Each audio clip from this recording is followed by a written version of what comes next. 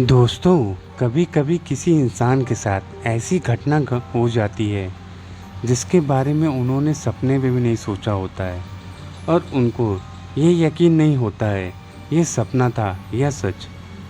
दोस्तों, आप कितने भी बड़े दबंग क्यों ना हो और आपसे सब लोग डरते क्यों ना हो, लेकिन जब आपका सामना किसी अदृश्य शक्ति से होता है तब आपकी सारी मर्दानगी और दबंगई धरी की धरी रह जाती है।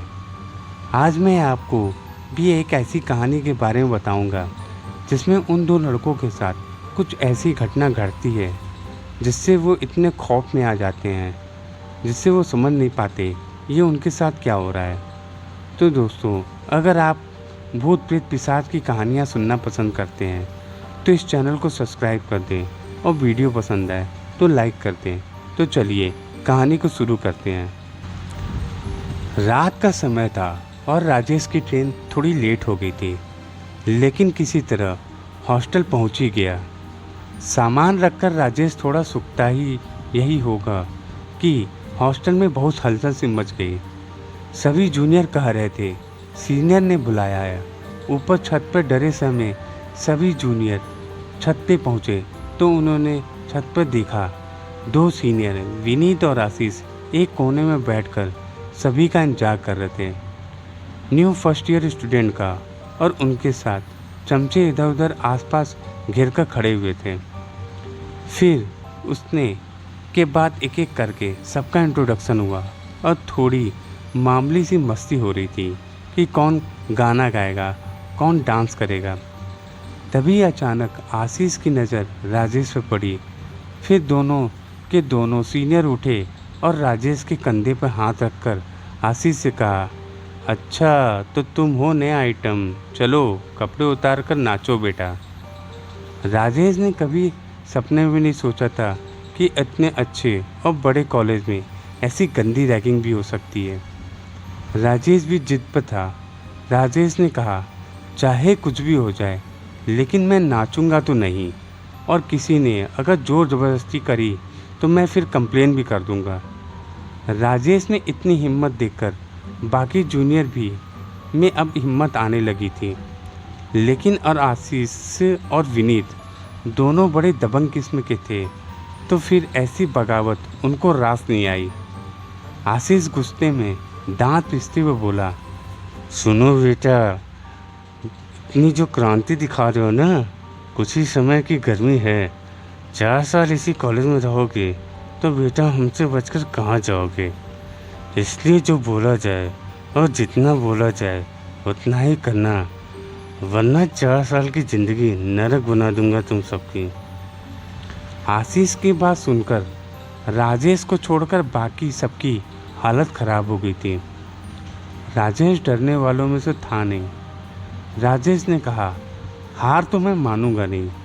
गुस्से में राजेश छत की रेलिंग तक गया और थोड़ा रोते हुए बोला, तुम जैसे सीनियर की वजह से हम जूनियर कॉलेज में आने से तो क्या, कॉलेज के नाम से भी डर जाते हैं, पर आज के बाद ऐसा नहीं होगा।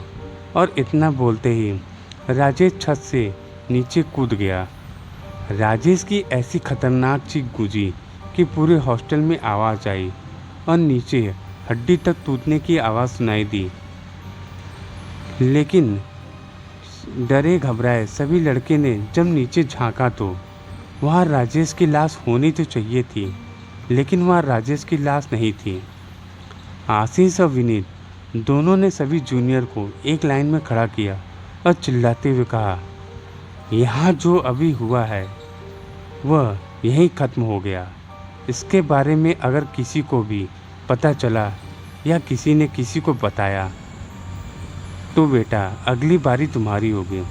चलो अब निकलो यहाँ से, भागो जल्दी से।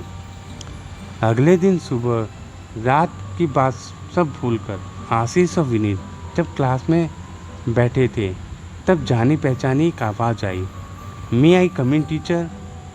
आशीष और विनीत ने सर उठाकर देखा तो राजेश खड़ा था और टीचर कह रही थी, स्टूडेंट, यह राजेश है, बहुत होशियार और समझदार लड़का है। हमारे कॉलेज में यह पहली बार हुआ है कि कोई स्टूडेंट सीधा 3rd ईयर में आ रहा है। टीचर ने एक एक करके को राजेश से मिलवाया। तब आशीष और विनीत के सामने आए तो राजेश ने कहा, टीचर, इनको तो मैं बहुत अच्छे से जानता हूँ, कल ही मिला था इन दोनों से उस समय, और हमारी बात भी बहुत देर तक हुई। और भाई लोग, क्या हाल है आप दोनों के? राजेश ने इतना कहते ही आशीष और विनीत के तो होश ही उड़ गए थे। और जब क्लास खत्म हुई तो आशीष और विनीत ने देखा राजेश अब क्लास में नहीं है। इसके बाद दोनों ने पूरा क्लास छान मारा, लेकिन राजेश कहीं नहीं मिला। लेकिन आशीष और विनीत ने कहा, चलो एक बार हॉस्टल में राजेश के रूम में जाकर देख लेते हैं। उसके बाद दोनों हॉस्टल में जाते हैं तो देखते हैं राजेश के कमरे का दरवाज़ा अंदर से बंद था और आसपास भी कोई नहीं था। अंदर क्या हो रहा था यह देखने के लिए आशीष और विनीत दोनों ने अपने कान दरवाजे चिपका लिए और सुनने की कोशिश कर रहे। पहले तो फ़ोन पर किसी के बात करने की आवाज़ आती रही, नॉर्मल सी, लेकिन थोड़ी देर में अंदर से आने वाली आवाज़ पूरी तरह से बंद हो गई।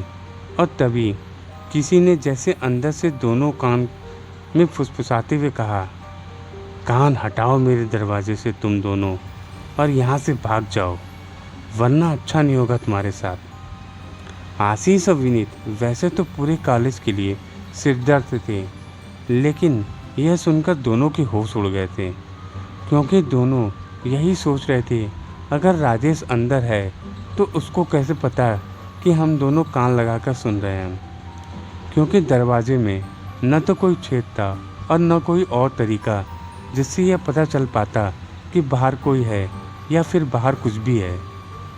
दोनों यही सोच रहे थे, तभी उनको कल रात की बात याद आई। यही सोचकर आशीष और विनीत ने अपने कमरे की तरफ दौड़ लगाई और कमरे में पहुंचते ही सीधा दरवाज़ा बंद किया। और दोनों ने उसके बाद उन दोनों ने थोड़ा राहत की सांस आई। कमरे में दोनों सारी शाम बीती, पर अब रात का समय आ गया था। आशीष और विनीत दोनों डिनर के लिए डिनर हॉल में गए। दोनों ने डिनर करा, लेकिन उनको कहीं भी वहाँ राजेश नहीं दिखा। तब दोनों चुपचाप अपने कमरे में आए और थोड़ी पढ़ाई करी, फिर दोनों लेट गए। ऐसा अक्सर होता नहीं था, क्योंकि दोनों हॉस्टल में सबसे दबंग किस्म के स्टूडेंट थे, इसलिए रात को कभी इतनी जल्दी सोते नहीं थे।